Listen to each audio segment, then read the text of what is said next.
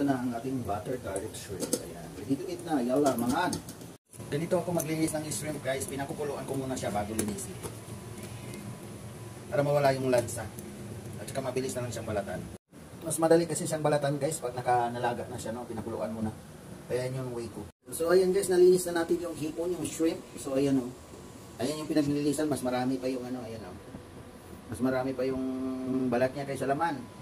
Hello mga kautot, for today's video is ang lulutuin natin ay butter garlic shrimp. Ayan, so ito yung mga ingredients natin. Ang shrimp ay binalatan ko na. Ito naman yung optional lang to, chili, tapos meron tayong onions, of course garlic, at saka ang gagamitin natin ay hindi butter dahil hindi available ang butter. Instead, ang gagamit tayo ng margarine. Ayan, of course ito ding oyster sauce and salt din, paminta nasa taas. Okay, tara, magluluto na tayo. Ayan, nagtunaw na tayo ng margarine.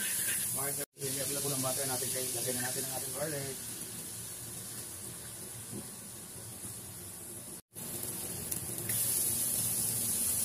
So sabay-sabay na.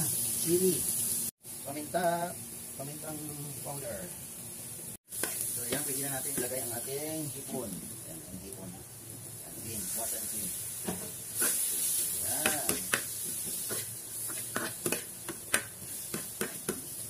Kunting asin. Tapos oyster sauce. Oyster, ayan. So ayan guys, luto na ang ating butter garlic shrimp. At margarine yung ginagamit natin kasi wala tayong butter. Ayan, ang sarap. Ilamangan.